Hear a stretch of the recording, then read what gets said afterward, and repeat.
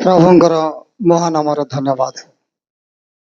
आम पिता पुत्र पवित्र आत्मा को सर्वप्रथम आह्वान करवा समस्ते उच्च कर ताड़ी दबा। Hallelujah hallelujah. धन्यवाद दूची प्रभु अनुग्रह करी चलित वर्ष शेष मासर द्वितीय सप्ताह पुनर्बार आपणकर प्रार्थना आपण मानकर ग्रहण दुई थर मो सुजोग पाई एथिपाई विशेष मो प्रभु निकट में धन्यवाद दूची।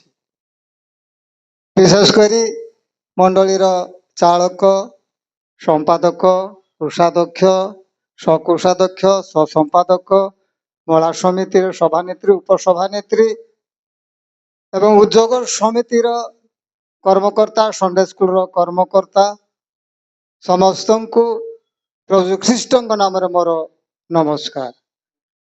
आसतु आम प्रार्थना करवा। प्रेममय स्वर्गस्थ पिता धन्यवाद दूछु समय मध्य तुम्हें स्वर्गर उल्लाई आस मिलन यही उपासना को तुम्हें ग्रहण कर तुम उपस्थिति आम समस्त को प्रदान कर। पवित्र आत्मा परमेश्वर तुम्हें कथा कह प्रभु आम को सुस्थिरता आत्मा दिय भाग्य बलवान कर शक्ति युक्त कर। धन्यवाद प्रशंसा गौरव दे जीशु का नाम मागुछु आमेन। Hallelujah hallelujah. शुणी वाक्य प्रति आम अधिक मनोयोगी हेबा। यह वर्षर शेष मास प्रभु अनुग्रह करिसंती तेरे आजिर वर्ष शेष हबारु आग को ख्रीस्टमास अच्छे जीशुंकर जन्मदिन आम स्मरण करने को जाऊँ सारा पृथ्वी रे से आपण मान को जो वाक्य देवी से वाक्य हुए तो अनेक प्रभुंकर दास माने देथिबे। आजिर वाक्य ईश्वरंक अनुग्रहर सुसमाचार। आजिर वाक्य ईश्वरंकर अनुग्रहर सुसमाचार। आमे प्रथमे अनुग्रह कौन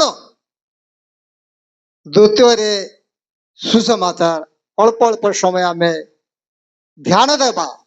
ये अंतिम समय वाक्य प्रति आम मनोयोगी हेबा। अनुग्रह अनुग्रह अलगा बपतिस्मा अलगा परित्राण अलगा पवित्र आत्मा अलगा अनुग्रह होते सेपरेट। जने अनुग्रह पाइले से कौन करिवो से अनुग्रह द्वारा से कौन हे बपतिस्मा को रेडी हेबो डुबन हेबा पाई रेडी हेबो पवित्र जीवन यापन करबा पाई रेडी हो। अनुग्रह प्रथम आम को आवश्यक से पिता जहाँ को आकर्षण करती जहाँ को अनुग्रह को से आकर्षण होची अनुग्रह। हठात प्रभु अनुग्रह करेंगे आकर्षण करेंगे। पाउल कहबे कहते प्रभुंकर दास हठात प्रभुंकर आकर्षण हठात प्रभुंकर अनुग्रह दत्ता से अनुग्रह रे से कौन है से परित्राण पाइले बपतिस्मा आमान को सर्वप्रथमे अनुग्रह लोड़ा लेखा अच्छी प्रेरित पुस्तक 20 अध्याय शीघ्र पढ़ीदेव 24 अंश।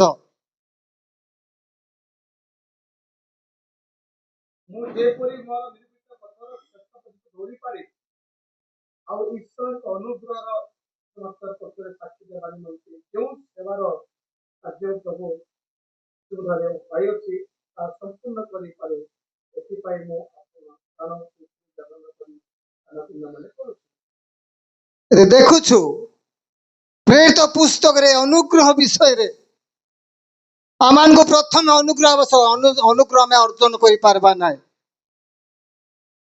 अनुग्रह एटा गोटे सेपरेट दान एफिसी पुस्तक 2:8 रे अनुग्रह एक दान आपण जदि पाई अनुग्रह जो माने अनुग्रह प्राप्त होती हूँ दान आमर चिंतार नुहे आमर प्रार्थना रु आमर कर्म रु आमर विश्वास रु आमर किछि नुहे अनुग्रह ईश्वर दान मु पढ़ापी कौन एफिसी आ 2:8 रे 9 रे अच्छी यह हूँ ईश्वर दान जेहेतु ईश्वर जगत को एड़े प्रेम कले निजर पुत्र को दान कले से अनुग्रह हूँ एक दान तबे अनुग्रह आदि पुस्तक प्रकाशित वाक्य पर्यंत आम देखा चिंता करवा पुरातन नियम रो अनुग्रह अच्छी प्रकाशित वाक्य पर्यंत आगु अनुग्रह थिला ना जीशु प्रभु जीशु जगत रे जन्मग्रहण अवतीर्ण हैला परे अनुग्रह प्राप्त हेलु माँ माने कि झील माने साहाय्य करेंगे आदि पुस्तक रु पुरातन रु अनुग्रह थिला ना अनुग्रह नथिला ना प्रभु जीशु जगत को आसिला परे आमे समस्त अनुग्रह प्राप्त हेलु आज्ञा देखंतु प्रभु जीशु ख्रीष्ट आसिला परे अनुग्रह प्राप्त हेलु बस उत्तम विषय धर्मशास्त्र लिखा अच्छी रोमियो चुटा को छाड़ी जेतिकी प्रेरित पाल लिखि शेष पद गोटे पर्वर प्रथम रु 13 थर ख्रीष्टर अनुग्रह तुम सहवर्ती हो ख्रीष्टर अनुग्रह तुम सहवर्ती हो प्रत्येक चैप्टर रे प्रत्येक पर्व पदर प्रथम करंती पुस्तक जे शेष पुस्तक पर्यंत करंती ठारू कौन अच्छी शेष पद एवरी पुस्तक पर्यंत शेष पदरे पुस्तक शेष रे प्रभु जी ख्रीष्टर अनुग्रह तुम सहवर्ती हो वाक्यर मत लेखा अच्छी जोहन 1:17 मूषा द्वारा व्यवस्था दत्त है ख्रीष्टन द्वारा अनुग्रह प्राप्त है हालेलुया हालेलुया देखो ख्रीष्टन द्वारा अनुग्रह प्राप्त है तेज आम शुणिलु ख्रीष्ट आसिला परे अनुग्रह दत्त है तेरे पुरातन जगत रे जेते बेले प्रभु निजर प्रतिमूर्ति रे निर्माण कले आदम हवा को एदन रे रखिले से माने पवित्र थिले अनंत जीवन थिले मिलन रे थिले प्रेम रे थिले अनुग्रह रे थिले से मान को जो प्रश्वास छाड़ी जीवन आत्मा दे से मान को निजर सादृश आत्मा रे एदन रे रखिले सेठी मध्य अनुग्रह थिला आ जो माने वर्तमान मध्य आपण माने अनुग्रह प्राप्त होइछु अनुग्रह प्राप्त न हेले हमें यीशु को ग्रहण करिबा नै विश्वास करिबा नै डुबन प्राप्त हेबा नै मात्र जो माने अनुग्रह प्राप्त होई जल रे बाप्तिस्म हेला परे प्रार्थना कोला परे कर्मकर्ता हेला परे कर्मकर्ती हेला परे जगत मध्य रे माती जाउछु पासोरी जाउछु जगतर क्रिया कर्म रे लिप्त रे जाउछु अनुग्रह धीरे धीरे धीरे पतन हो जाउछि पढ़वा पाई कहू ना एफिसी पुस्तक लेखा अच्छी अनुग्रह प्राप्त हेला परे से बढ़ी बढ़ी जीव जो माने अनुग्रह प्राप्त से माने प्रभु सहित कथा हेबे गमना गमन करिवे पवित्र जीवन यापन करिवे मिथ्या नथिबो कपट नथिबो पवित्र पवित्र पवित्र शांति शांति थिबो से मान कोठारे अनुग्रह प्राप्त मनुष्य बढ़ी बढ़ी जीव आमाने समस्त अनुग्रह प्राप्त होइछु किंतु जगत रे आमे पड़ी रहिछु तबे ए अनुग्रह प्राप्त मनुष्य मान को विषय आमे देखिबा नोह को विषय आमे देखिबा नोह कौन कले आदि 6:8-9 ଆମେ କହିଲୁ ଖ୍ରୀଷ୍ଟ ଆସିଲା ପରେ ଅନୁଗ୍ରହ, କିନ୍ତୁ ନୋହ ଅନୁଗ୍ରହରେ ପୂର୍ଣ୍ଣ ଥିଲେ ଲେଖା ଅଛି। ଆଦି ପୁସ୍ତକରେ ନୋହ କଣ କରିଥିଲେ? ଅନୁଗ୍ରହରେ ପୂର୍ଣ୍ଣ ଥିଲେ, ପବିତ୍ର ଥିଲେ, ଧାର୍ମିକ ଥିଲେ, ପ୍ରଭୁଙ୍କ ସହିତ ଗମନାଗମନ କରୁଥିଲେ। ଦେଖନ୍ତୁ କିପରି ଅନୁଗ୍ରହ, ସେ ଅନୁଗ୍ରହ ପ୍ରାପ୍ତ ହୋଇଥିଲେ। ଯୋଉମାନେ ଅନୁଗ୍ରହ ପ୍ରାପ୍ତ ସେମାନେ ପ୍ରଭୁଙ୍କ ସହିତ କଥା କହିପାରିବେ, ପ୍ରାର୍ଥନା କରିପାରିବେ। ଆଜି ଆମମାନେ ଅନୁଗ୍ରହ ପ୍ରାପ୍ତ ହୋଇ ଶିଥିଳ ହୋଇଯିବାରୁ ଅନୁଗ୍ରହରୁ ଧୀରେ ଧୀରେ ଧୀରେ ଆମେ ଖସି ଯାଉଛୁ। ତେବେ ଆମେ ଦ୍ୱିତୀୟରେ ଦେଖିବା, ଲୋଟଙ୍କ ବିଷୟ ଦେଖିବା। ଆଦି ପୁସ୍ତକ 19:19। ଲୋଟ ଅନୁଗ୍ରହ ପ୍ରାପ୍ତ ଥିଲେ ସୋଦମ ଗମୋରାରେ। ସେ ଏତେ ପବିତ୍ର, ଏତେ ନମ୍ର ଜୀବନ ଥିଲେ, ଯୋଉମାନେ ଗୃହ ମଧ୍ୟରେ ପ୍ରବେଶ କରି ମାରିବା ପାଇଁ, ଯୋଉ 2 ଜଣ ଲୋଟଙ୍କ ଗୃହରେ ଦୂତମାନେ ପ୍ରବେଶ କଲେ, ସେମାନଙ୍କୁ ରକ୍ଷା କରିବା ପାଇଁ ସେ ଲୋକମାନଙ୍କୁ ଚିତ୍କାର କଲେ, ସେମାନେ ମୋର ଆଶ୍ରୟ ନେଇଛନ୍ତି, ମୁଁ ସେମାନଙ୍କୁ ଆଶ୍ରୟ ଦେଇଛି, ସେମାନଙ୍କୁ ମାର ନାହିଁ। ଦେଖ ଅନୁଗ୍ରହ କିପରି ଅନୁଗ୍ରହ, ସେମାନଙ୍କୁ ମାର ନାହିଁ। ମୋର ସୁନ୍ଦର ଯୁବା ଝିଅ ମାନେ ଅଛନ୍ତି, ସେମାନଙ୍କୁ ନେଇ ଯାଅ, ସେମାନଙ୍କୁ ଯାହା କରିବା କଥା ତମେ ତାହା କର, ମାତ୍ର ମୋର ଅତିଥି ମାନଙ୍କୁ ତମେ ଛାଡ଼ି ଦିଅ, କିଛି କର ନାହିଁ। ଦେଖନ୍ତୁ ଅନୁଗ୍ରହ କିପରି ପବିତ୍ର। ନିଜର ଇଜ୍ଜତ ଯାଉ ପଛେ, ନିଜର ଗୃହ ଦ୍ୱାର ଯାଅ, ନିଜର ସମ୍ପତ୍ତି ଯାଅ, କିନ୍ତୁ ଅନୁଗ୍ରହକୁ ସେ ବଞ୍ଚେଇ ରଖିଛି। ଆଉ ଶେଷରେ 19:19 କହିଲେ ଯେ ପ୍ରଭୁଙ୍କର ଅନୁଗ୍ରହରୁ ମୁଁ ସୋଦମ ଗମୋରା ଅଗ୍ନିରୁ ରକ୍ଷା ପ୍ରାପ୍ତ ହେଲି। ପ୍ରଥମେ ନୋହ ପାଇଥିଲେ, ଦ୍ୱିତୀୟରେ କିଏ ପାଇଲେ? ଲୋଟ ଅନୁଗ୍ରହରେ ପୂର୍ଣ୍ଣ, ଆଉ ଲୋଟ ମଧ୍ୟ ଅନୁଗ୍ରହ ବା ସେଇ ଅନୁଗ୍ରହ, ସେ ଭୟଙ୍କର ଅଗ୍ନିରୁ ରକ୍ଷା ପ୍ରାପ୍ତ ହେଲା। ଥାର୍ଡ ଆମେ ଦେଖିବା ପ୍ରେରିତ 7:46। ଦାଉଦ ଅନୁଗ୍ରହରେ ଥିଲେ ପୁରାତନ ନିୟମରେ। ସେ ଅନୁଗ୍ରହରେ ଥାଇ ପାପ କର୍ମ କଲେ, ଅନୁଗ୍ରହରେ ପାପ କର୍ମ କଲେ। ଆଉ ପ୍ରଭୁଙ୍କର ଗୃହ ନିର୍ମାଣ କରିବା ପାଇଁ, ଗୃହ ତିଆରି କରିବା ପାଇଁ ସିମେଣ୍ଟ, ବାଲି, ରଡ, ନାନା ପ୍ରକାର କାଠ ପତ୍ର ସବୁ ପ୍ରସ୍ତୁତ କଲେ, କିନ୍ତୁ କରିପାରିଲେ ନାହିଁ।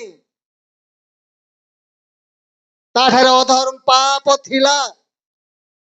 ଆଜି ଆମେ ଅନୁଗ୍ରହ ପ୍ରାପ୍ତ ହୋଇଛୁ, ଆମେ ଯଦି ମିଛ କହୁଛୁ, ପାପ କରୁଛୁ, ଅମିଳନ ଅପ୍ରେମରେ ରହୁଛୁ, ବାଦ ବିବାଦ ରହୁଛୁ, ଆମେ ଯାହା ଇଚ୍ଛା କରିବା ପାଇଁ ଚେଷ୍ଟା କଲେ ମଧ୍ୟ କରିପାରିବା ନାହିଁ। ଅନୁଗ୍ରହ ଏ ପ୍ରକାର, ଯୋଉମାନଙ୍କର ଆମେ ସମସ୍ତେ ଅନୁଗ୍ରହ ପ୍ରାପ୍ତ ହୋଇଛୁ। ସେଇଦିନ ଦାଉଦ ମନମତ ବ୍ୟକ୍ତି, ସେ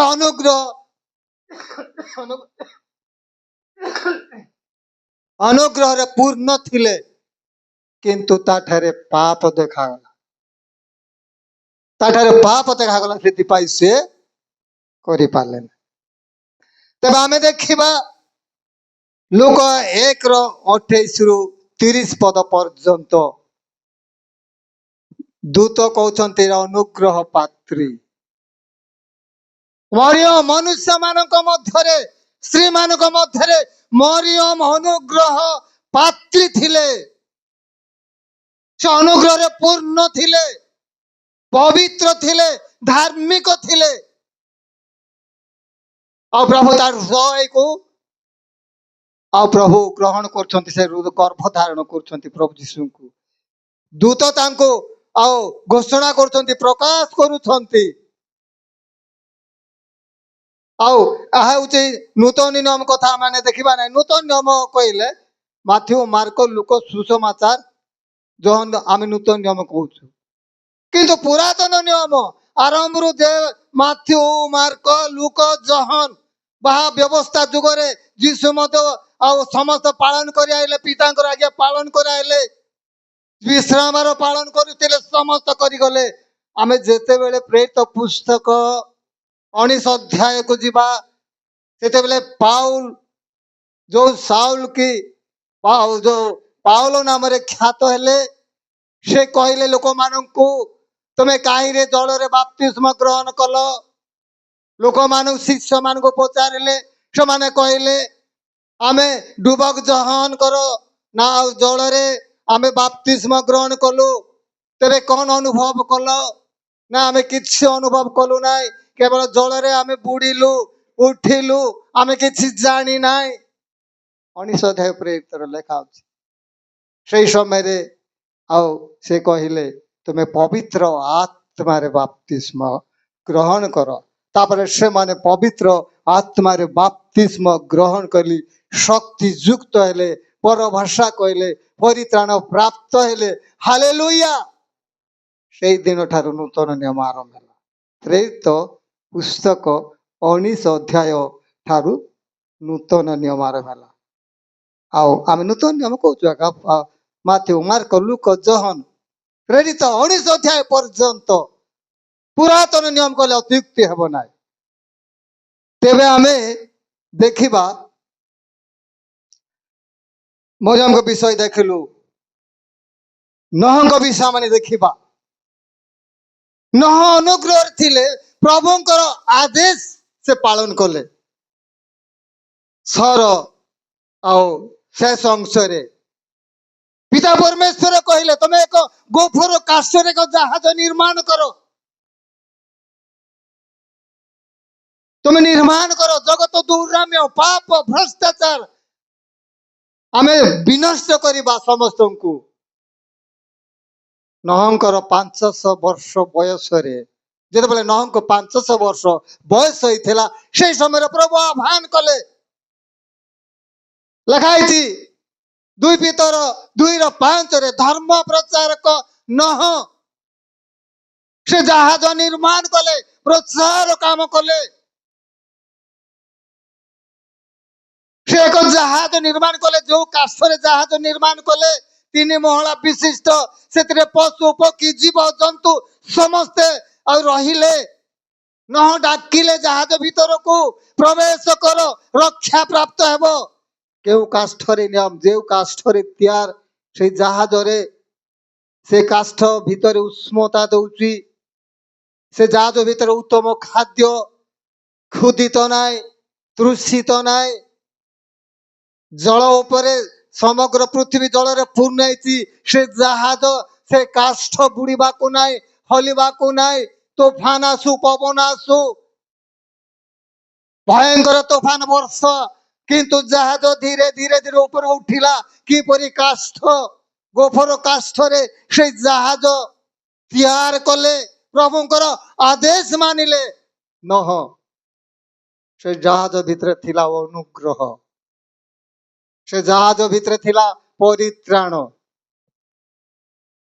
न कौन कले के काऊ को छाड़िले 8 अध्याय आदि पुस्तक रे एक डामर एबे काऊ को छाड़िले जल शुष्क होइछि कि नाही काऊ तो थिला अनुग्रह प्राप्त होई जहाज भितर सुंदर खाद्य मिलुथिला एते सुंदर भाबरे काऊ थिला किंतु प्रभु कौन न कौन कले से काऊ को जहाज शुष्क होइछि कि नाही कि ए काऊ को मु छाड़िले ए आसिक आउ थरे मो जहाज प्रवेश करिवो आ तद अनुसार न काऊ को छाड़िले मात्र काऊ उड़ी उड़ी पळेला जगत आड़े अनेला देखिला आ जहाज को फेरिला नाही अनुग्रह रे थिला जहाज भीतर सुंदर भाबरे थिला नहंक सहित पशु पक्षी जीव जंतु सहित क्षुदित नाय तृषित नाय जेते बेले जहाज रु छाड़ी देले न से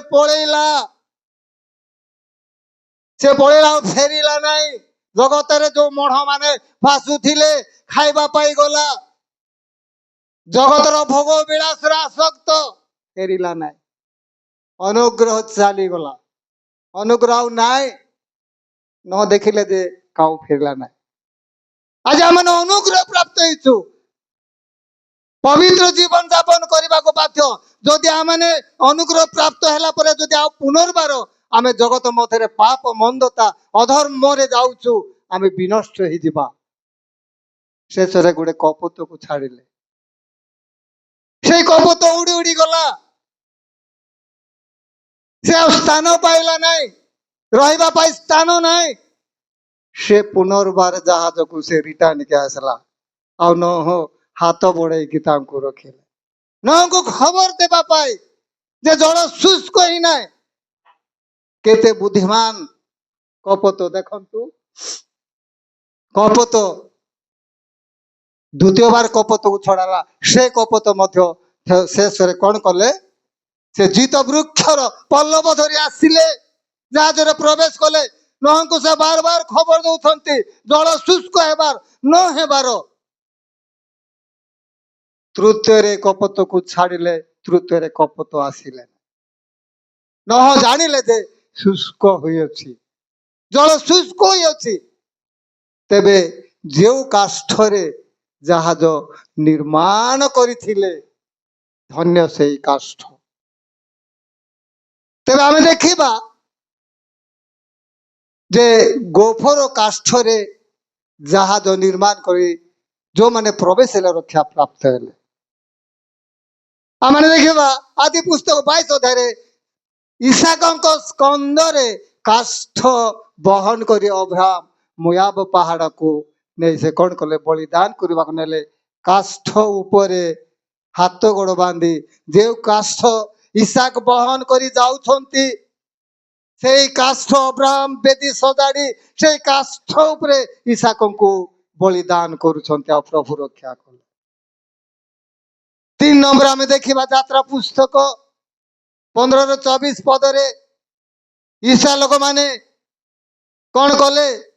ପ୍ରଭୁ ଦୂଷିତ ଜଳ ଆମେ ମରୁ ପ୍ରାନ୍ତରେ କେମିତି କରିବୁ? ଏ ତିକ୍ତତା ଜଳ ଆମେ ପିଇ ପାରିବୁ ନାହିଁ, ପାଣି ନାହିଁ, ସେ ପାଣି ଦୂଷିତ। ମୂଷାଙ୍କୁ ଅଭିଯୋଗ କଲେ। ମୂଷା ପ୍ରାର୍ଥନା କଲେ ଆଉ କହିଲେ ପ୍ରଭୁଙ୍କର ଆଦେଶ ଅନୁସାରେ ଏକ ବୃକ୍ଷର କାଷ୍ଠ ଆଣ, ସେ ଅମୁକ ବୃକ୍ଷର କାଷ୍ଠ ଆଣିକିରି ପକାଉ ଜଳରେ, ଜଳ ତିକ୍ତଟା ମିଷ୍ଟ ହେବ। ତେବେ ସେଇ ବୃକ୍ଷର କାଷ୍ଠ ଆଣି ସେଇ କୂପରେ ସେଇ ଜଳରେ ପକାଇଲେ, ତାହା ଦୂଷିତ ଜଳ, ସେଟା ମିଠା ଜଳ, ପରିଷ୍କାର ଜଳ। ଲୋକମାନେ କଣ କଲେ? ସେ ଜଳ ପାନ କଲେ। ତେବେ ଆମେ ଆଉ ଗୋଟେ କାଷ୍ଠକୁ ଯିବା। ଯୀଶୁ କ୍ରୁଶ କାଷ୍ଠ। କିପରି କାଷ୍ଠ ଯୀଶୁ ବହନ କରି ଗଲେ? ଯେଉଁ କାଷ୍ଠକୁ ପ୍ରଭୁ ଯୀଶୁ ବହନ କରି କାଲଭେରୀ ପାହାଡ଼ ଗଲେ, ସମୟ ଆସିଲା ସେଇ କାଷ୍ଠ ଯୀଶୁଙ୍କୁ ବହନ କଲା। ହାଲେଲୁୟା। ତେବେ ଆମେ କେଉଁ କାଷ୍ଠ? ନୋହଙ୍କ ଜାହାଜର ସେ ଗୋଫର କାଷ୍ଠ, ନା ଯୀଶୁଙ୍କର କ୍ରୁଶର କାଷ୍ଠ, ନା ଆଉ ସେ ଇସାକଙ୍କ ସ୍କନ୍ଧରେ ବହନ କରିଯିବା ବେଦୀରେ ସଜେଇବା କାଷ୍ଠ, ନା ପିତା ଜଳକୁ ମିଠା କରିବା କାଷ୍ଠ? କେଉଁ କାଷ୍ଠ?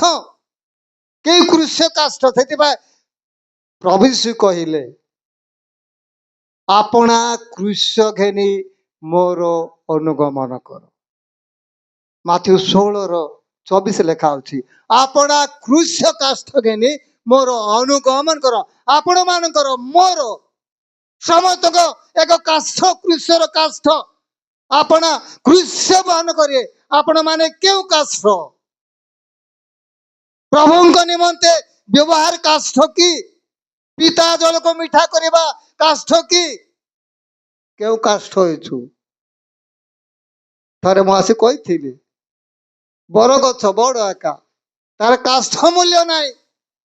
ସେ ଜାଗା ସିନା ମହାପୁରୁଷି 250 ବର୍ଷ ବଞ୍ଚିବ, କିନ୍ତୁ ମୂଲ୍ୟ ନାହିଁ, କାଷ୍ଠର ମୂଲ୍ୟ ନାହିଁ।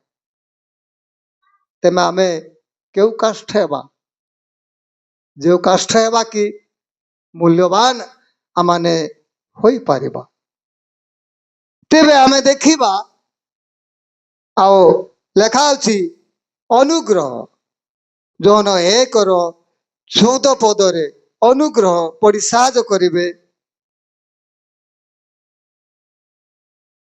ଅନୁଗ୍ରହ ଯୌନ 1:14, ଶୀଘ୍ର 1:14। ଆଉ ସେଇ ବାକ୍ୟ ଦେହବନ୍ତ ହେଲେ, ପୁଣି ଅନୁଗ୍ରହ ଓ ସତ୍ୟରେ ପରିପୂର୍ଣ୍ଣ ହୋଇ ଆମ୍ଭମାନଙ୍କ ମଧ୍ୟରେ ବାସ କଲେ। ଧନ୍ୟବାଦ। ଦେଖନ୍ତୁ সেই ଆଦ୍ୟରେ ବାକ୍ୟ ଥିଲେ, ବାକ୍ୟ ଈଶ୍ୱର ଥିଲେ, ସେଇ ବାକ୍ୟ ଈଶ୍ୱର। ମାନେ ପ୍ରଭୁ ଯୀଶୁ ହଉଛନ୍ତି ବାକ୍ୟ, ସେଇ ବାକ୍ୟ ହଉଛନ୍ତି ଅନୁଗ୍ରହ। ବାକ୍ୟରେ ଲେଖା ଅଛି ଯୋହନ 17:5 ସେ ଜଗତ ସୃଷ୍ଟି ପୂର୍ବରୁ ପିତା ପ୍ରଭୁ ଯୀଶୁ ଅଛନ୍ତି। ସେ ଅନୁଗ୍ରହ ସୃଷ୍ଟି ପୂର୍ବରୁ, ସେ ଅନୁଗ୍ରହ ଦ୍ୱାରା ଜଗତ ଆଉ ଖ୍ରୀଷ୍ଟଙ୍କ ଦ୍ୱାରା ଜଗତ ସୃଷ୍ଟି ହୋଇଅଛି। ସେଥିପାଇଁ ସେଇ ଯୋହନ 8:58 ଲେଖା ଅଛି ଅବ୍ରାହମଙ୍କର ଜନ୍ମ ପୂର୍ବରୁ ମୁଁ ଥିଲି ବୋଲି ଯୀଶୁ କହିଲେ। ଯୀଶୁ ଆଗରୁ ସେ ଅଛନ୍ତି। ସେଥିପାଇଁ ଫିଲିପି ପୁସ୍ତକ 1:29 ଗୋଟେ ଲେଖା ଅଛି, ପଢି ସାହାଯ୍ୟ କରିବେ। ଫିଲିପି 1:29, ଫିଲିପି ପୁସ୍ତକ 1:29। କାରଣ ଖ୍ରୀଷ୍ଟଙ୍କ ଠାରେ କେବଳ ବିଶ୍ୱାସ କରିବା ନିମନ୍ତେ ତୁମମାନଙ୍କୁ ଯେ ଅନୁଗ୍ରହ ଦତ୍ତ ହୋଇଅଛି ତାହା ନୁହେଁ, ମାତ୍ର ତାହାଙ୍କ ସକାଶେ ଦୁଃଖ ଲୋକ ମତ କରିବା ନିମନ୍ତେ ତୁମମାନଙ୍କୁ ଅନୁଗ୍ରହ ଦତ୍ତ ହୋଇଅଛି। ଦେଖନ୍ତୁ, ଅନୁଗ୍ରହ ଆମେ ବିଶ୍ୱାସ କରିବା ଦ୍ୱାରା ଅନୁଗ୍ରହ ପାଇଛୁ ତାହା ନୁହେଁ। ଅନୁଗ୍ରହ ହଉଛି ନିଶ୍ଚିତ ଦୁଃଖ, ନିନ୍ଦା, ତାଡ଼ନା, କ୍ଷୁଧା, ତୃଷା, ଅପମାନ, ପ୍ରହାର ସମସ୍ତ ବିଷୟ ଘଟିବ ଜଣେ ଯଦି ଅନୁଗ୍ରହ ପ୍ରାପ୍ତ ମନୁଷ୍ୟ, ମୁଁ କିମ୍ବା ଆପଣମାନେ ବିଶ୍ୱାସୀ କି ବିଶ୍ୱାସିନୀ ଯଦି ଅନୁଗ୍ରହ ପ୍ରାପ୍ତ, ଦୁଃଖ ଅଛି, ନିନ୍ଦା ଅଛି, କଷ୍ଟ ଅଛି, କ୍ଲେଶ ଅଛି, ତାଳନା ଅଛି, ତେବେ ଆମେ କୋଉ କଷ୍ଟ କୋଉ କ୍ଲେଶ ଆମେ ପାଉଛୁ? ପ୍ରଭୁଙ୍କର ଦାସ ମାନେ ଆଜି କୋଉ କ୍ଲେଶ କୋଉ କଷ୍ଟ? ମୋ ଜୀବନରେ 30 ବର୍ଷ ହେଲା, ମୋ ଜୀବନରେ କେତେ କଷ୍ଟ, କେତେ ପ୍ରହାରିତ ହେଇଛି। ସୁସମାଚାର କାର୍ଯ୍ୟରେ ବାନ୍ଧି ପକେଇ ମାରିଛନ୍ତି, ଜେଲ ହେଇଛନ୍ତି, କେତେ ଯାତନା, କ୍ଷୁଧା, ତୃଷା ଆଜି ପର୍ଯ୍ୟନ୍ତ ମୋର ଛାଡୁନାହିଁ। ଆଜି ପର୍ଯ୍ୟନ୍ତ ଭଲ ଘର ଗୋଟେ କରିପାରୁନାହିଁ। କିନ୍ତୁ ପ୍ରଭୁ ଅନୁଗ୍ରହ କରିଛନ୍ତି।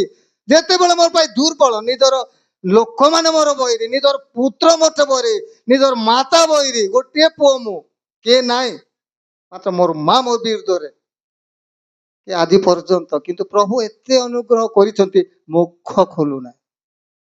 କିନ୍ତୁ ପ୍ରଭୁ ଏହିପରି ଦଉଛନ୍ତି ମତେ, ମୋର ବସ୍ତ୍ର ଅଭାବ ନାହିଁ, ମତେ ଖାଇବା ପାଇଁ ଅଭାବ ନାହିଁ,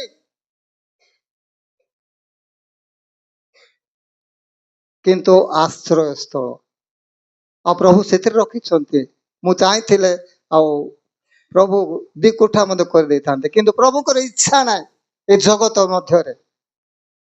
ଦୁଃଖ, ନିନ୍ଦା, ତାଡ଼ନା ଯଦି ଜଣଙ୍କ ଠାରେ ନାହିଁ, ଅନୁଗ୍ରହ ତା ଠାରେ ନାହିଁ। ସେଥିପାଇଁ ଆମମାନେ ଅନୁଗ୍ରହ ଯଦି ପାଇଛୁ, ନମ୍ରତା ଜୀବନ କାଟିବା, ଆଶୀର୍ବାଦ ପ୍ରାପ୍ତ ହେବା। ସେ ଅନୁଗ୍ରହ ବଢେଇ ବଢେଇ ବଢେଇ ନେବ। ସେ ଦିନକୁ ଦିନ ଅନୁଗ୍ରହ ଏପରି ବଢେଇ ନେବ ଗୋଟେ ପରିବାରକୁ, ମଣ୍ଡଳୀକୁ। କିନ୍ତୁ ଅନୁଗ୍ରହର ସଦ୍ବ୍ୟବହାର କରିବା ନାହିଁ, ଧୀରେ ଧୀରେ ଆମେ ରହିଯିବା, ବେକସାଇଟ୍ ହେଇଯିବା, ମିଛ ମାୟା ଠକରେ ପାପ ଆଡେ ଆମେ ଯିବା, ଅନ୍ଧକାର ଆଡେ ଯିବା। ସେ ଅନୁଗ୍ରହ ଧୀରେ ଧୀରେ ଧୀରେ ଉଭେଇଯିବ, ଆମେ ପତନ ହେଇଯିବା। ତେବେ ସୁସମାଚାର ବିଷୟରେ ଟିକେ ଦେଖି ଆମେ ବନ୍ଦ କରିବା। ମୁଁ ପଦ ପର୍ବ କହୁନାହିଁ। ସୁସମାଚାର ବର୍ତ୍ତମାନ ଡିସେମ୍ବର 25 ତାରିଖ ଆସୁଅଛି। ସେଇଦିନ ସମଗ୍ର ପୃଥିବୀ ଏତେ ଉତ୍ସରେ, ଏତେ ମହିମାରେ ସେ ପର୍ବ ପାଳନ କରାଯାଉଛି ସାରା ପୃଥିବୀରେ। 1 ତାରିଖ ଠାରୁ ମୁଁ ଏ ମୋବାଇଲରେ ଦେଖୁଛି, ଝାଡଖଣ୍ଡରେ ଏତେ ଆନନ୍ଦ, ଯୋଉଠାରେ ତାଡ଼ନା ହଉଥିଲା, ଖ୍ରୀଷ୍ଟମାସ ସେମାନେ ପାଳନ କରୁଛନ୍ତି। 15-20 ହଜାର ସେମାନଙ୍କର ନାଚ, ସେମାନଙ୍କର ବାଦ୍ୟ, ଏଇପରି ଭୟଙ୍କର ଆନନ୍ଦ ଆନନ୍ଦ। ଆଉ ଯେତେବେଳେ ମୋବାଇଲ ମୁଁ ଦେଖୁଛି, ମୁଁ ଭାରି ଖୁସି ହଉଛି। ପ୍ରଭୁ ଯୋଉଠାରେ ତାଡ଼ନା ଭୋଗ କରୁଥିଲେ, ସେଇଠାରେ ପ୍ରଭୁ ଗୌରବାନ୍ୱିତ ହଉଛନ୍ତି ତାଙ୍କର ଜନ୍ମରେ, ଆଉ ସ୍ମରଣ କରି ସେମାନେ ଆନନ୍ଦ କରୁଛନ୍ତି। ଆଜି ଆମମାନେ ଦିନକୁ ବଡ କରିବା ନାହିଁ, ପ୍ରଭୁଙ୍କୁ ବଡ କରିବା। ଡିସେମ୍ବର 25 କୁ ବଡ କରିବା ନାହିଁ, ସେଇ ଦିନ ପ୍ରଭୁଙ୍କ ଉଦ୍ଦେଶ୍ୟରେ ଆମେ ବଡ କରିବା। এই ডিসেম্বর 25 অনেক লোক কহନ୍ତି খ্রিস্টমাস, অনেক চাଳକ ପାଳକ ମାନେ କରନ୍ତି, ଅନେକ କହନ୍ତି ଏକ୍ସ ମାସ। एक्समास ठीक ना, ख्रीଷ୍ଟମାସ ଠିକ। ଖ୍ରୀଷ୍ଟମାସ ଠିକ। ଯେତେବେଳେ ବିଜାତି ମାନେ ଡିସେମ୍ବର 25 ତାରିଖ ଭୟଙ୍କର ଭାବେ ପାଳନ କରୁଥିଲେ, ସେତେବେଳେ ଖ୍ରୀଷ୍ଟମାସ ମୁଖ୍ୟ ନେତା ସେ କଣ କଲେ, ଏଇ ଦିନ ସମଗ୍ର ପୃଥିବୀରେ ଏମାନେ ଏତେ ଦେବ ପୂଜକ ମାନେ ଏପରି ପାଳନ କରୁଛନ୍ତି, ଏଇ ଦେବତାକୁ ପାଳନ କରୁଛନ୍ତି, ଆମେ କଣ କରିବା, ଆଙ୍କର ପର୍ବକୁ ଏଇ ଡିସେମ୍ବର 25 କୁ ଆମେ ସେଇ ଦିନ ଯୀଶୁଙ୍କର ଜନ୍ମଦିନ ବୋଲି ଆମେ ରଖିଦେବା। ଆମେ ଭୟଙ୍କର ଭାବେ ଉତ୍ସବରେ ଆମେ ପାଳନ କରିବା। ଡିସେମ୍ବର 25 ତାରିଖ ଯୀଶୁଙ୍କର ଜନ୍ମଦିନ ବୋଲି ସେମାନେ ଏପରି ପାଳନ କଲେ। ଦେବକ ପୂଜକ ମାନେ ବିଜାତି ମାନେ ଆଚମ୍ବିତ ହେଇଗଲେ। ସେମାନଙ୍କର ଆଉ ପର୍ବ ଆଉ କଣ ହେଲା, ଲିଭିବାକୁ ଗଲା, ପାରିଲେ ନାହିଁ। ଏହିପରି ଉତ୍ସବରେ ପ୍ରଭୁଙ୍କର ଯୀଶୁଙ୍କର ଜନ୍ମଦିନ ଡିସେମ୍ବର 25 ପାଳନ କରିଗଲାକୁ ସେମାନେ ଚତୁର କହିଲେ, ଏ ଦିନ ତ ପ୍ରଭୁ ଯୀଶୁ ଜନ୍ମ ହେଇନାହିଁ, ଡିସେମ୍ବର 25 ତାରିଖ ଏମାନେ 25 ଲେଖିଲେ, 25 ବୋଲି ସେମାନେ ଏକ୍ସ ମାସ ଇଣ୍ଟୁ ଦେଇଦେଲେ। ଏକ୍ସ ଅର୍ଥ ଇଣ୍ଟୁ ନାହିଁ। ମାତ୍ର ଅନେକ ନ ଜାଣିବା ପାଳକ ପ୍ରଚାରକ ମାନେ ଏକ୍ସ ମାସ ବୋଲି ଆମେ ମୁଖରେ କହୁଛୁ। ଏକ୍ସ ମାସ ବୋଲେ ଯୀଶୁଙ୍କର ଜନ୍ମ ନାହିଁ, ଯେ ମୁଖରେ କହୁଛି। ଖ୍ରୀଷ୍ଟମାସ ଆମେ କହିପାରିବା। ତେବେ ଆମେ ଦେଖିବା ସୁସମାଚାର। ଧର୍ମଶାସ୍ତ୍ରରେ ଅନେକ ସୁସମାଚାର ଅଛି, ଅନୁଗ୍ରହର ସୁସମାଚାର, ଶାନ୍ତ ଆଉ ଆନନ୍ଦର ସୁସମାଚାର, ଅନନ୍ତକାଳୀନ ସୁସମାଚାର। ମୁଁ ଆଉ ଗୋଟେ 5-7 ମିନିଟ କହି ମୁଁ ଶେଷ କରିବି। ପ୍ରଥମ ସୁସମାଚାର କିଏ ପ୍ରକାଶ କରିଥିଲେ ଧର୍ମଶାସ୍ତ୍ରରେ? ପ୍ରଥମ ସୁସମାଚାର, ସାହାଯ୍ୟ କରିବେ ମତେ। ପ୍ରଥମ ସୁସମାଚାର, ଯୀଶୁଙ୍କର ସୁସମାଚାର କିଏ ପ୍ରକାଶ କରିଥିଲେ? ଦେଖନ୍ତୁ, ପ୍ରଥମ ସୁସମାଚାର ପିତା ପରମେଶ୍ୱର ସ୍ୱୀକାର ପ୍ରଚାର କରିଥିଲେ, ଘୋଷଣା କରିଥିଲେ। ଆଦି 3:15 ସର୍ପକୁ କହିଲେ, ତୁ ବିନଷ୍ଟ କଲୁ ଆଦାମ ହବାଙ୍କୁ, ତୁ ପେଟରେ ଚାଲିବୁ। ନାରୀ ଦ୍ୱାରା ଜଗତ ମୃତ୍ୟୁ ଆସିଲା, ଅନନ୍ତ ଜୀବନ ହରେଇଲା, ମିଳନ ହରେଇଲା, ପବିତ୍ରତା ହରେଇଲା, ପ୍ରେମ ହରେଇଲା। ସେ ନାରୀ ବଂଶରୁ ଏକ ପୁତ୍ର ଜାତ ହେବ, ସେ ତୋର ମସ୍ତକ ଚୂର୍ଣ୍ଣ କରିବ। Hallelujah, hallelujah. ଦେଖନ୍ତୁ, ନାରୀ ବଂଶ ଯୀଶୁଙ୍କର ବଂଶ ନା। ଲକ୍ଷ ଲକ୍ଷ ନାରୀ ଅପେକ୍ଷାରେ ଥିଲେ। ଯେତେବେଳେ ଆଦାମ ହବା ପାପ କଲେ, ଲକ୍ଷ ଲକ୍ଷ ନାରୀ ସେମାନେ ପ୍ରାର୍ଥନା କଲେ, ପ୍ରଭୁ ମୋ ନିକଟକୁ ମୋ ଗର୍ଭକୁ ଆସିବ କି? ପ୍ରାର୍ଥନା କରୁଥିଲେ, କ୍ରନ୍ଦନ କରୁଥିଲେ। କିନ୍ତୁ ଅନୁଗ୍ରହ ପାତ୍ରୀ ଧାର୍ମିକ ମରିୟମଙ୍କ ଗର୍ଭରେ ପ୍ରଭୁ ଆବିର୍ଭାବ ହେଲେ। ଦେଖନ୍ତୁ, ଏଇ ପ୍ରଚାର, ଖ୍ରୀଷ୍ଟଙ୍କର ପ୍ରଚାର କଣ କଲେ? ପିତା ପରମେଶ୍ୱର ପ୍ରଥମେ ଘୋଷଣା କଲେ। ସୁସମାଚାର ଆମେ ପଢୁଛୁ, ସୁସମାଚାର, ଯୀଶୁଙ୍କର ସୁସମାଚାର, କିନ୍ତୁ ପ୍ରଥମରେ ପିତା ଘୋଷଣା କଲେ, ଦ୍ୱିତୀୟରେ ନହ ଘୋଷଣା କଲେ। ଏକ ଯୋଉ ଜାହାଜ ନିର୍ମାଣ କଲେ, ସେଇ ଜାହାଜ ହଉଛି ଖ୍ରୀଷ୍ଟଙ୍କର ନିଦର୍ଶନ। ଯୋଉ କାଷ୍ଠରେ ସେ ତିଆରି କଲେ, ସେଇ କାଷ୍ଠ ଭିତରେ ପ୍ରବେଶ କଲେ, କେହି ହେଲେ ବିନଷ୍ଟ ହେଲେ ନାହିଁ। ନହ ଖ୍ରୀଷ୍ଟଙ୍କର ନିଦର୍ଶନ ରୂପେ ସେ ନହ ପ୍ରଚାର କଲେ। ତୃତୀୟରେ ମୂଷା ପ୍ରଚାର କଲେ। ଗଣନା 21:9 ପ୍ରଭୁ କହିଲେ, ମୂଷା ତୁମେ ଏକ ଦାହକ ସର୍ପ ନିର୍ମାଣ କର, ପତାକା ଦଣ୍ଡ ଉପରେ ରଖ।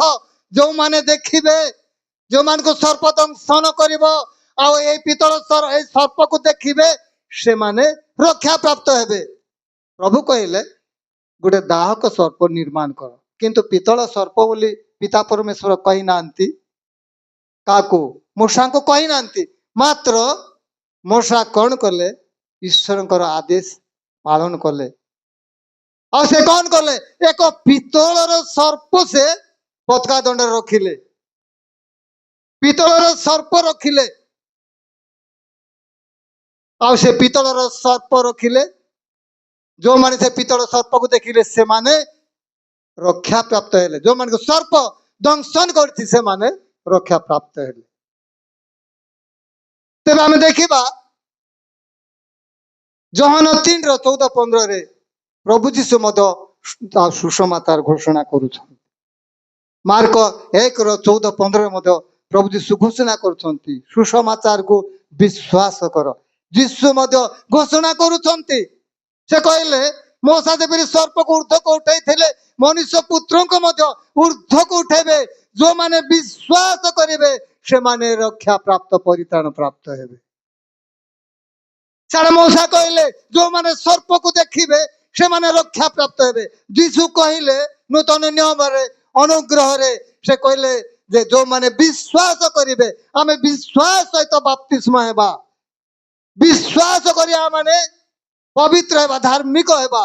ଯୀଶୁ କହିଲେ ଯୋଉମାନେ ମତେ ବିଶ୍ୱାସ କରନ୍ତି, ଏଇ କୃଷ୍ୟକୁ ଯୋଉମାନେ ଦେଖନ୍ତି ବିଶ୍ୱାସ କରନ୍ତି ସେମାନେ ପରିତ୍ରାଣ ପ୍ରାପ୍ତ ହେବେ, ରକ୍ଷା ପ୍ରାପ୍ତ ହେବେ, ମୃତ୍ୟୁରୁ ଅନନ୍ତ ଜୀବନ ପ୍ରାପ୍ତ ହେବେ। ଆଉ ମଉସା ପିତ୍ତଳର ସର୍ପ ଉଠେଇଲେ। ଆଉ ସେ ପିତ୍ତଳ ଲେଖା ଅଛି ପ୍ରଭୁ ଯୀଶୁ ହଉଛନ୍ତି ପିତ୍ତଳ।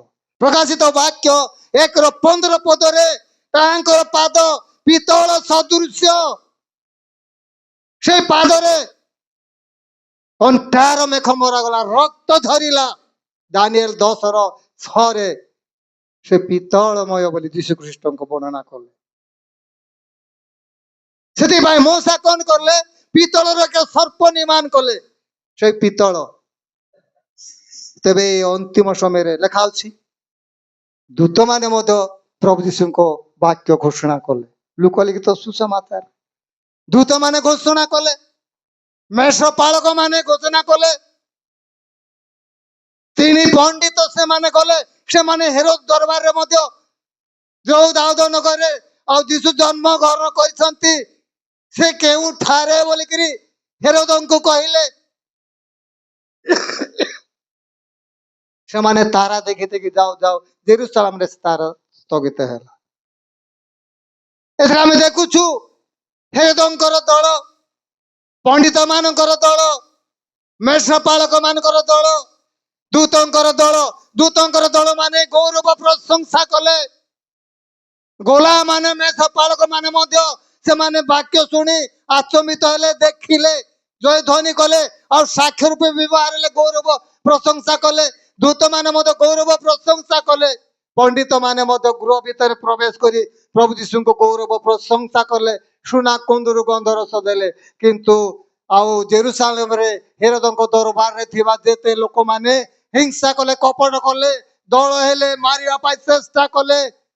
କେଉଁ ରାଜା ଜନ୍ମ ହୋଇଛନ୍ତି ସେମାନେ କଳ୍ପନା ଜଳ୍ପନା ଫାନ୍ଦ। ତେବେ ଆମେ କେଉଁ ଦଳର ଲୋକ? ଆଜିକେ ହେରୋଦ ଦରବାରରେ ଥିବା ଦଳ ପାପ ଅଛି, ମିଥ୍ୟା ଅଛି, କଳଙ୍କ ଅଛି, ବାଦ ଅଛି, ବିବାଦ ଅଛି, ଦଳ ଭେଦ। ନା ଦୂତଙ୍କର ଦଳ, ଦୂତ ମାନେ ଗୌରବ ପ୍ରଶଂସା କଲେ, ନା ତାଙ୍କରି ଦଳ ପ୍ରଭୁଙ୍କର ଗୌରବ ପ୍ରଶଂସା ଯୋଉମାନେ କରୁଛନ୍ତି କ୍ଷୁଧାରେ କି ତୃଷାରେ ସର୍ବ ଅବସ୍ଥାରେ ସେମାନେ ଦୂତଙ୍କର ଦଳ। ପଣ୍ଡିତ ମାନେ ନେଲା କଣ କଲେ, ଯୀଶୁଙ୍କର ପାଦ ତଳେ ସୁନା କୁନ୍ଦୁରୁ ଗନ୍ଧରସ ଥୋଇଲା। ଅର୍ଥାତ୍ ନିଜ ହୃଦୟ ମନ ଆତ୍ମା ସେ ସୁନା କୁନ୍ଦୁରୁ ଗନ୍ଧରସ ଅନେକ ବିଷୟ ଅଛି। ତେବେ ସେମାନେ ପ୍ରଭୁ ଯୀଶୁଙ୍କ ନିକଟକୁ ଗଲେ, ମନ୍ଦିର ନିକଟକୁ ଗୃହରେ ପ୍ରବେଶ କଲେ।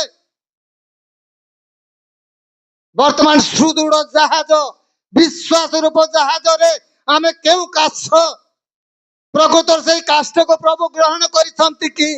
ସେଇ ଇଟାକୁ ପ୍ରଭୁ ତାଙ୍କରି ଜାହାଜରେ ନିର୍ମାଣ କରିବା ପାଇଁ ଆମେ ଅଗ୍ନିରେ ପରୀକ୍ଷିତ ଇଟା ହେଇଛୁ କି? ଯୀଶୁଙ୍କ ମୁଦ୍ରାଙ୍କିତ ଇଟା ହେଇଛୁ ନା ଶୈତାନର ମୁଦ୍ରାଙ୍କିତ ହେଇଛୁ? ଯଦି ଭାଟିରେ ପୋଡା ଯାଉଛି ଇଟା, ପାଖିରେ ରହିଯାଉଛି, ସେଟା ପୋଡୁନାହିଁ। ମୁଁ କାମ କରିଛି ଇଟା କାମ, ଭିତରେ ସବୁ ଅଗ୍ନିରେ ସୁନ୍ଦର ହେବ, କିନ୍ତୁ ପାଖିରେ ସବୁ ବାହାରି ପଡିବ। ସେ ପାଖିଟା କାମକୁ ଆସିବ ନାହିଁ, ସେକେଣ୍ଡ ଥର ପୋଡେଇଲେ ମଧ୍ୟ ପଡିବ ନାହିଁ ଭଲ ହେଇକିରି। କିନ୍ତୁ ବାହାରିଟା କିଏ? ପାଳକ, ଡିକନ, ଚାଳକ, କର୍ମକର୍ତ୍ତା, କର୍ମକର୍ତ୍ତୀ ମାନେ ଆମେ ବାହାରେ ମୁଁ ସେକ୍ରେଟାରୀ, ମୁଁ ଡିକନ, ମୁଁ ଚାଳକ, ଏଇପରି ଗର୍ବ ହଉଛୁ ଆମେ ବାହାରେ। କିନ୍ତୁ ଦୁର୍ବଳ ବିଶ୍ୱାସ ମାନେ ଅଗ୍ନିରେ କ୍ଷୁଦିତ ତାଡ଼ିତ, ଧୈର୍ଯ୍ୟ ଧରି ସେମାନେ ଅଗ୍ନିରେ ନିର୍ମଳ ହଉଛନ୍ତି। ବୁଦ୍ଧିମତୀ 10 ଜଣ ଗଲେ ଏକା, ପାଖିଟା 5 ଜଣ ଗଲେ, 5 କନ୍ୟା। ଆଉ ସେକେଣ୍ଡ ଥର ସେମାନେ ଦୋକାନକୁ ଯାଇ କିଣି ଆଣିଲେ। ସେକେଣ୍ଡ ଥର ସେ ଇଟା ପୋଡେଇଲେ ମଧ୍ୟ ଆଉ ପୋଡବ ନାହିଁ। ସେକେଣ୍ଡ ଥର ମଧ୍ୟ ଗଲେ, ଆମେ ପୋଡିଛୁ କିନ୍ତୁ ନାହିଁ। ସେହିପରି ଭୟଙ୍କର ସମୟ, ଏ ଖ୍ରୀଷ୍ଟମାସ ସମୟରେ ଆମେ ପ୍ରଭୁ ଅନୁଗ୍ରହରୁ ପ୍ରାପ୍ତ ହେଇଛୁ। ତେବେ ଦେଖୁଛୁ, ମୁଁ ବନ୍ଦ କରିବି, ଗୋଟିଏ ତାରା ପଣ୍ଡିତ ମାନଙ୍କୁ ଦେଖେଇ ଦେଖେଇ ଯାଉଛି, ତାରାକୁ ଦେଖି ଦେଖି ଯାଉଛନ୍ତି। ଆଉ ଗୋଟିଏ ତାରା ବେଥଲେହେମରେ ଜନ୍ମଗ୍ରହଣ କରିଛନ୍ତି। ଗୋଟିଏ ତାରା ପଥ ଦେଖେଇ ଦେଖେଇ ଯାଉଛି।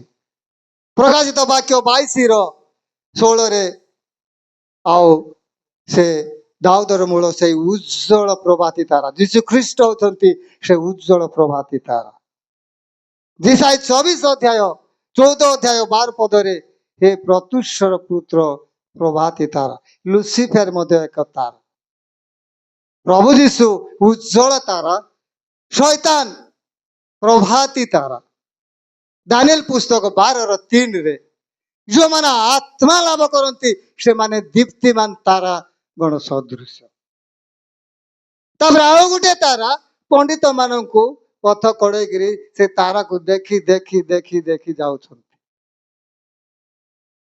ତେବେ ଆମେ 4 ପ୍ରକାର ତାରାକୁ ଦଉଛୁ। ଶୈତାନ ଏକ ତାରା, ପ୍ରଭୁ ଯୀଶୁ ଉଜ୍ଜଳ ତାରା, ଯେଉଁମାନେ ଆତ୍ମା ଲାଭ କରନ୍ତି ସେମାନେ ଏକ ତାରା। ଆଉ ଗୋଟେ ତାରା ପଥ କଡେଇ କଡେଇ ନଉଛି। କେଉଁ ତାରା ଆମେ? ସେ ପଥ କଡେଇବା ତାରା କିଏ? ଗୋଟେ ତାରା ତ ସ୍ଥଗିତ ହୋଇଛି, ଯୀଶୁ ଅବତୀର୍ଣ୍ଣ ହୋଇଛନ୍ତି ବେଥଲେହେମରେ, କିନ୍ତୁ ତାରା ଗୋଟେ ପଥ ଦେଖେଇ ଦେଖେଇ ନଉଛି। କୋଉ ତାରା? ଆତ୍ମା ଲାଭ କରିବା ତାରା ନା ପ୍ରତ୍ୟୁଷର ପୁତ୍ର ତାରା? ଆମେ କୋଉ ତାରା? ଆମେ ସେ ମଧ୍ୟରୁ କେଉଁ ତାରା ହେବା? କେଉଁ ତାରାକୁ ବିଶ୍ୱାସ କରିବା? କେଉଁ ତାରା ମାନଙ୍କୁ ପଥ ଦେଖେଇ ଦେଖେଇ ନେଉଛି? ଅନେକ ବିଷୟ ଅଛି, ଆମର ସମୟ ନାହିଁ। ଆମେ ଆଉ এই ଖ୍ରୀଷ୍ଟମାସ ସମୟ ଆସୁଅଛି, ସମସ୍ତେ ଆମେ ମନ ପ୍ରାଣ ଆତ୍ମା ଦେଇ ଦିନକୁ ବର୍ଣ୍ଣ କରି ପ୍ରଭୁକୁ ବଡ଼ କରିବା, ମଣ୍ଡଳୀ ପାଇଁ ପ୍ରାର୍ଥନା କରିବା, ଚାଳକ ମାନଙ୍କର ପାଇଁ, କର୍ମକର୍ତ୍ତା କର୍ମକର୍ତ୍ତୀ ମାନଙ୍କ ପାଇଁ, ପରିବାର ପାଇଁ, ଯୁବା ଯୁବତୀ ପାଇଁ, ସମସ୍ତଙ୍କୁ ପ୍ରଭୁ କଣ କରିବେ? ଆମେ ଦିନକୁ ଅତି ଆନନ୍ଦରେ ପାଳନ କରିବା। ଯାହାହେଲେ ଯେଉଁମାନେ ବାହାରେ ଅଛନ୍ତି ସେମାନଙ୍କ ପାଇଁ ପ୍ରାର୍ଥନା କରନ୍ତୁ, ସେମାନେ କୁଶଳରେ ଗୃହକୁ ଆସିବେ। ସମସ୍ତଙ୍କ ତ ମିଳନରେ ଏକତ୍ର ଅନୁଗ୍ରହ ପାଇଛୁ। ସମସ୍ତେ ମିଳନରେ ଅନୁଗ୍ରହରେ ଆମେ ଏକତ୍ର ହେବା, କାରଣ ଏ ଅନୁଗ୍ରହ ସମୟ ପ୍ରଭୁ ଯୀଶୁ ହଉଛନ୍ତି ଅନୁଗ୍ରହ। ସେ ଅନୁଗ୍ରହ ପୁରାତନ ଯୁଗରେ ଥିଲେ, ସେ ଅନୁଗ୍ରହ ଆମମାନଙ୍କ ମଧ୍ୟରେ ଅଛନ୍ତି। ବର୍ତ୍ତମାନ ସେ ଅନୁଗ୍ରହ ହଉଛନ୍ତି ପ୍ରଭୁ ଯୀଶୁ ଖ୍ରୀଷ୍ଟ। ସେଇ ସୁସମାଚାର ଯାହା ଆନନ୍ଦଜନକ ସୁସମାଚାର ପ୍ରଭୁ ଯୀଶୁ ଖ୍ରୀଷ୍ଟ, ଆଉ ସେ ଅନୁଗ୍ରହ ସୁସମାଚାର ପ୍ରଭୁ ଯୀଶୁ ଖ୍ରୀଷ୍ଟ, ସେ ଅନନ୍ତକାଳୀନ ସୁସମାଚାର। ଯୋହନ 14:6 ସେ ଅନନ୍ତକାଳୀନ ସୁସମାଚାର ପ୍ରଭୁ ଯୀଶୁ ଖ୍ରୀଷ୍ଟ। ପ୍ରଭୁ ଆଶୀର୍ବାଦ କରନ୍ତୁ। ମୁଁ ପ୍ରାର୍ଥନା କରିବି, ସମସ୍ତେ ପ୍ରାର୍ଥନାରେ ମନୋଯୋଗୀ ହେବେ। ପବିତ୍ର ମହାପବିତ୍ର ପ୍ରେମ ପିତା, ଧନ୍ୟବାଦ ଦଉଛୁ ଆମମାନଙ୍କୁ ଏ ବର୍ଷ ଶେଷରେ ଦ୍ୱିତୀୟ ସପ୍ତାହ, ଏ ବିଜୟ ରବିବାର ଆମମାନଙ୍କୁ ତୁମେ ପ୍ରଦାନ କରିଅଛ, ଧନ୍ୟବାଦ ଦଉଛି। ଶାଖା ମଣ୍ଡଳୀକୁ ପ୍ରଭୁ ଏ ଅଯୋଗ୍ୟ ଧୂଳି ଦାସକୁ ତୁମେ ଆଣିଅଛ, ତୁମରି ଗୌରବ ପ୍ରଶଂସା କରିବା ପାଇଁ ଦେଲ, ତୁମର ବାକ୍ୟ ସାକ୍ଷ୍ୟ ଦେବା ପାଇଁ ଦେଲ, ଧନ୍ୟବାଦ ଦଉଛୁ। ମଣ୍ଡଳୀକୁ ତୁମର ହସ୍ତରେ ଦଉଛି ବାପା। এই মন্ডলী প্রভু তুমি দীপ্তিমান কর। এই মন্ডলী তোমার দ্বিতীয় আগমনর মন্ডলী কর। তুমি এক সুদৃঢ় জাহাজ, সেই জাহাজরে আজ এই মন্ডলী প্রবেশ করিব, সে ভয়ঙ্কর অগ্নি রক্ষা প্রাপ্ত হব। মন্ডলকে প্রস্তুত কর, কারণ মন্ডলের তুমি ফাউন্ডেশন, মূল দুয়া, তুমি ভিত্তি। প্রভু তুমি দয়া কর, মন্ডলীর প্রত্যেক পরিবারকে তোমার পাদ তলে দেଉଛି। প্রত্যেকଙ୍କୁ ତୁମର ଅନୁଗ୍ରହ ପ୍ରଚୁର ଭାବେ ପ୍ରଦାନ କର।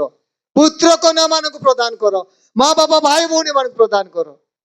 विशेष चालक जो दायित्व रे अच्छा तुम मनोनीत कर तुम सेवा करने तुम जीवंत वाक्य ओडिशा बाहर सा भारत रे से प्रकाश करुछंती। धन्यवाद दूसरी प्रभु तांको तुम्हें आशीर्वाद करो, बल दियो, शक्ति दियो, तांकर परिवार तांकर पुत्र कन्या समस्त को जपरी मंडली रे सेवा करिवे, तांकर पत्नी को मध्य चालिका को मध्य जेपरी स्वामी रे सेवा करिवे, मंडली रे सेवा करिवे, सुस्थ सबल रखो। संपादक कोषाध्यक्ष प्रत्येक कर्मकर्ता परिवार मान को तुम आशीर्वाद करो।